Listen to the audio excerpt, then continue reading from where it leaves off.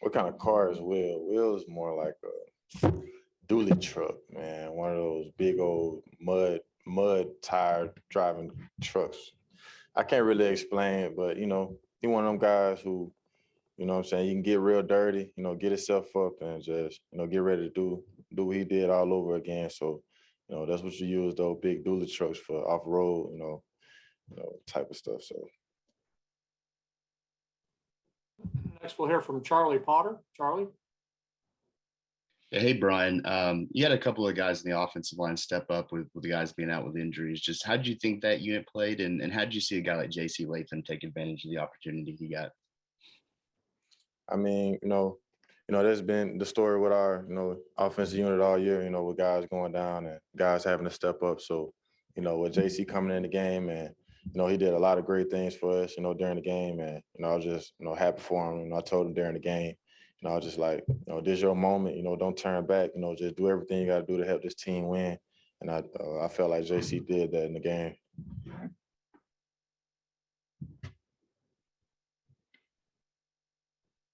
Next, we'll hear from Nick Kelly. Nick. Brian, for last game, obviously it's last game. This game is a new game, but what kinds of things do you guys want to replicate offensively that worked last time? Just being real dominant up front. That's the main thing for our offense. Just be the most physical team up front. And that'll just open up everything for us in our offense. The running game. Just stay consistent. Just give the quarterback time to make plays in the passing game. Just really just being the most dominant team up front.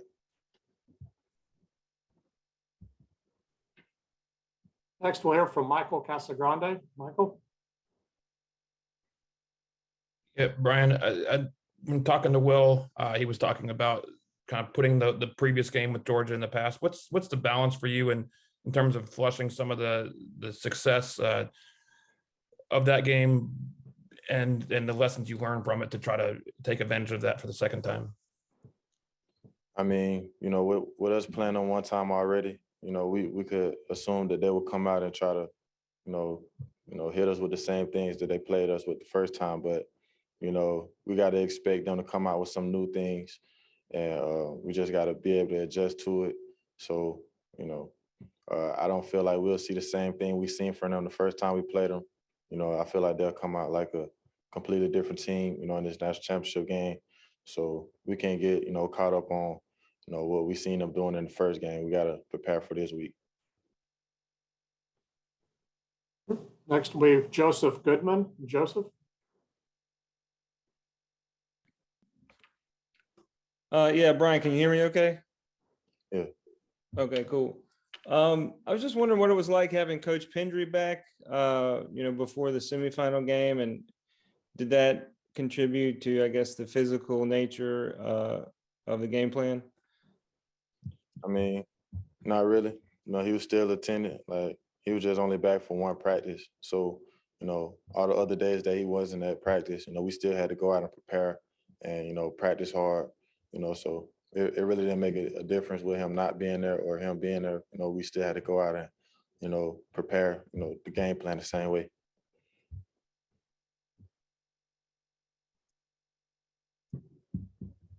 Next will be Chip Howard. Chip.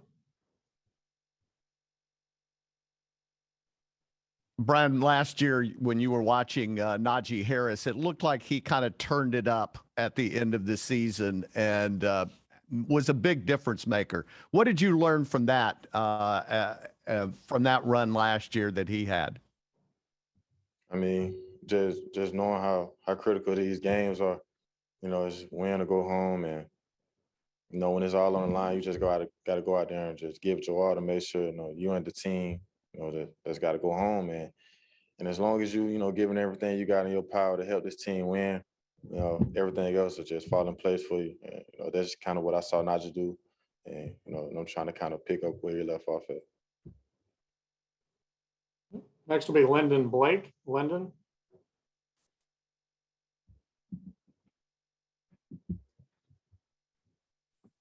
Can you hear me now?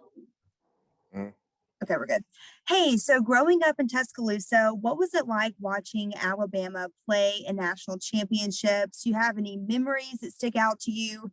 Any games that were your favorite to watch? I mean, just watching Alabama play in national championships as a kid, it was just like, the biggest college football game you can ever watch. And anybody who truly love, football or just sports, just love watching their favorite team playing, national championship games. And the one game that probably stuck out to me the most was the first one I got a chance to watch, and that was the game versus Texas and Pasadena, Mark Ingram Heisman year. It was just the first time I got to see Alabama play in such, big game like that. And, just watching them dominate that performance, just really stuck out to me. Next will be Daniel Tortora. Brian, just what you can say about the impact that Nick Saban's had on your life and just, from the recruiting point to where you are right now, what he's done for you and how he's commanded the best out of you. I mean, with Coach Saban, he just always, he always had faith in me, since day one, since day he recruited me. He trusted that I was going to come here and, just do everything I needed to do to be successful. And just since my time here, I can say he's done all of that. He's done everything in his power to just help me, just continue to grow, on and off the field. And I can say that, he held his word with, with everything he said he was going to do for me to help me be successful. Next will be Steve Hummer. Steve. Yes, hi Brian. How surprised are you to know that you guys are still an underdog to a team that you beat fairly handily a month ago, and do you think that might be another little boost for you all? I mean, being an underdog is, it's just one of those normal feelings, Sometimes we always feel like the underdog, even when we, expected to win a game, just a mindset that our team have, just a mindset that our team live with, just always having that underdog mindset. So I feel like, we'll be motivated. We'll come out, with the underdog mentality, we'll be ready to play.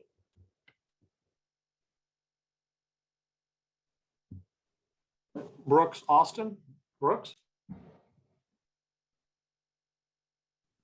Yeah, Brian, I'm just curious, this year, your half of your career statistical carries and production have come in one singular year after 5 years at Alabama. So I guess my question is, how did you mentally and physically prepare to carry the workload this year for Alabama? And my second question would be, how did you mentally handle those years of knowing that your opportunity will eventually come? Obviously I knew that the workload was going to increase tremendously. So I had to prepare for that in the off season. I had to spend extra time, training and, just conditioning my body, preparing myself to play a season that, I really didn't know what to expect. I just knew that I was going to, be expected to do a lot more. So I had to, kind of put myself in position to do that. And from the following years, just, as the years go by, I just felt like I couldn't waste that time, just because I wasn't playing a lot or on the field as much as I wanted to be. I still had to train. I still had to prepare the same way as if my opportunity was going to come at any moment. And, with this being my opportunity now, I just felt like I prepared myself for it over the years by, working hard and just still training hard. Next, we'll hear from Mark Weiser. Mark.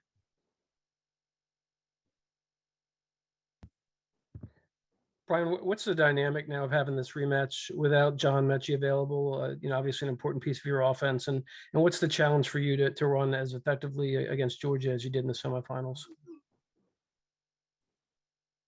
With John being down, obviously it created more opportunity for the younger guys, and I feel like they've been doing a great job. So, I just feel like we can kind of plug in for Mechie, where we need him, with some young guys we got on the team, and for me, just continue to just protect Bryce, give him time in the pocket, give him time to step up and use his arm to make plays, and just be real firm in protection, continue to be firm in pass protection, which will allow Bryce to get more time, where he can make more plays of his own. Next will be Ralph Russo. Ralph?